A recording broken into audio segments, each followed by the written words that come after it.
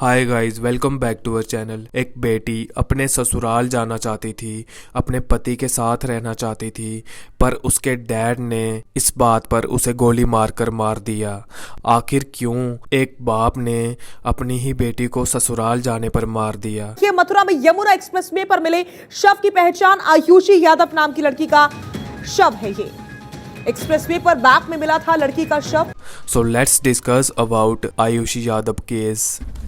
Ayushi Yadav, she was born in Uttar Pradesh, Gorakhpur, and she was 20 years old. Nitesh Yadav Ayushi के dad थे और वो profession से एक इलेक्ट्रिशियन थे। और आयुषी की फैमिली में उसकी मॉम और उसका छोटा भाई और उसके दादी दादा भी थे। तो आयुषी के डैड को दिल्ली में एक इलेक्ट्रॉनिक स्टोर में काम मिलता है। फिर नितेश यादव अपनी पूरी फैमिली के साथ दिल्ली चले जाते हैं और वो दिल्ली के मुलारबंद इलाके में रहने लग जाते हैं। और वहीं आयुषी भी बड़ी हो गई थी। आयुषी दिल्ली के एक प्राइवेट कॉलेज से बीसीए कर रही थी। आयुषी एक अच्छी स्टूडेंट थी।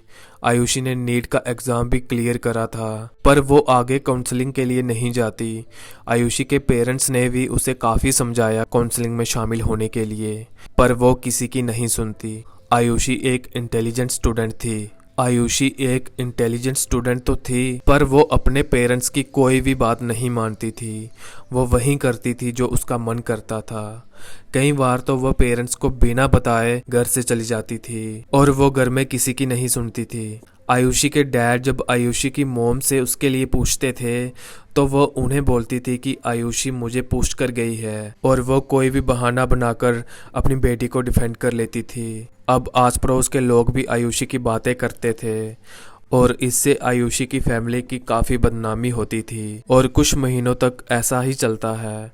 और इसी बीच आयुषी को एक छत्रपाल गुर्जर नाम के लड़के से प्यार हो जाता है। फिर आयुषी और छत्रपाल रोज मिलते थे। ये दोनों डेली घूमने के लिए जाते थे। अब आयुषी रात को भी कई बार घर नहीं आती थी और इससे अब नितेश यादव को काफ़ी गुस्सा आता था और वो आयुषी की मॉम को आयुषी को समझाने को बोलते हैं। वो उन्हें कहते हैं कि ऐसे रात भर लड़की का घर से बाहर रहना सही नहीं है, पर आयुषी अपनी मॉम के कहने पर भी नहीं समझती।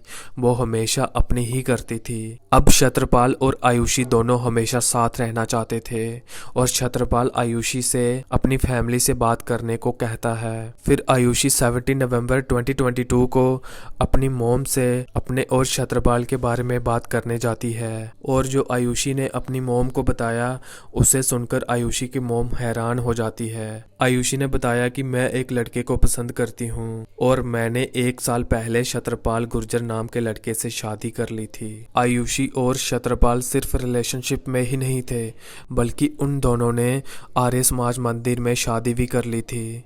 और उसने अपनी मॉम से कहा कि अब मैं यहाँ नहीं रहूँगी, अब मुझे अपने पति के साथ अपने ससुराल में रहना है। पर आयुषी और छत्रपाल की कास्ट सेम नहीं थी। एंड यू नाउ कि मिडिल क्लास फैमिलीज में इंटरकास्ट मैरिज का बहुत बड़ा मुद्दा होता है और मिडिल क्लास फैमिलीज के लोग कभी भी इंटरकास्ट मैरिज को एक्सेप्ट नहीं करते। उन्हें अपनी शान और शौकत की ज़्यादा फिक्र होती है। और आयुषी की मॉम अपनी बेटी को काफ़ी समझाती है। वो उसे कहती है कि ऐसा मत करो वरना हमारी फैमिली की समाज में काफ़ी बदनामी होगी, पर आयुषी उनकी एक बात तक नहीं मानती और उन दोनों में काफ़ी बहस होती है। आयुषी कहती है कि मुझे तो छत्रपाल के साथ ही रहना है, चाहे आप लोग मुझे अपनी मर्जी से भेजो या मैं खुद भाग के चली जाऊंगी, पर रहना तो मुझे छत्रपाल के साथ ही है। आयुषी के मॉम के कहने पर भी आयुषी नहीं समझी। फिर परेशान होकर आयुषी की मॉम ने अपने पति नितेश को कॉल करके घर बुलाया और वो नितेश को सब बता देती है।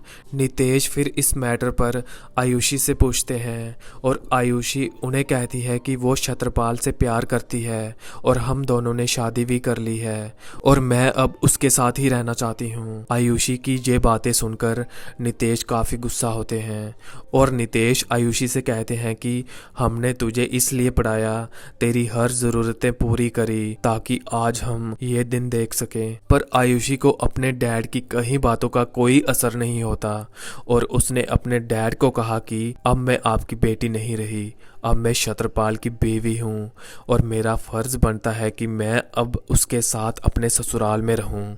और इस बात से नितेश को काफ़ी गुस्सा आता है और अब नितेश अपने आप पर कंट्रोल खो चुके थे और उन्होंने अपनी लाइसेंसी रिवॉल्वर निकाली और आयुषी को 2 गोलियां मारकर उसे वहीं मार दिया।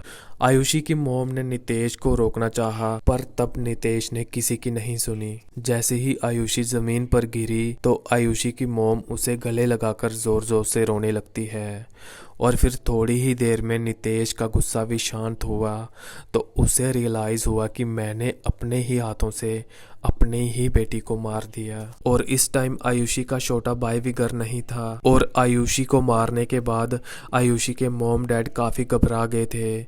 अब वो सोचने लगते हैं कि अब क्या करें क्या नहीं। आयुषी की बॉडी से काफ़ी ब्लीडिंग हो रही थी तो उन्हें डर था कि कहीं कोई उनके घर ना आ जाए। तो अब आयुषी का भाई भी स्कूल से घर आने वाला था।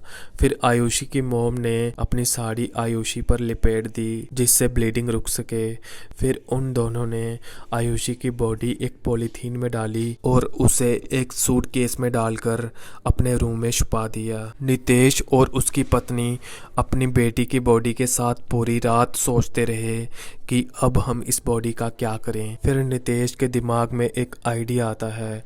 नितेश ने सोचा कि हम आयुषी की बॉडी को अपने गांव में जाकर किसी सुनसान इलाके में जला देंगे। और 18 नवंबर सुबह 3 बजे उन्होंने उस सूटकेस को अपनी गाड़ी में रखा और अपने गांव के लिए निकल पड़े। पर वो दोनों अपने गांव का रास्ता भूल जाते हैं और वहीं अब सुबह भी होने लगी थी तो ये दोनों घबरा जाते हैं। तो इन्हें लगा कि अब इतना टाइम नहीं है कि सही रास्ता ढूंढे और अपने गांव जाएं। तो उन्होंने घबरा कर वह सूटकेस जमुना एक्सप्रेस वे के सर्विस रोड पर सुबह के करीब 6:30 बजे छोड़ दिया और वापिस अपने घर लौट आए। फिर उसी दिन सुबह करीब 11 बजे जमुना एक्सप्रेस वे की सर्विस रोड पर एक आदमी को रेड सूटकेस मिलता है और वो आदमी तुरंत पुलिस को इन्फॉर्म करता है और पुलिस भी मौके पर पहुंच जाती है। और जब पुलिस वालों ने उस सूटकेस को खोलकर देखा तो वो शॉक हो गए थे। उसमें आयुषी की डेड बॉडी पड़ी थी पर पुलिस को कोई अता पता नहीं था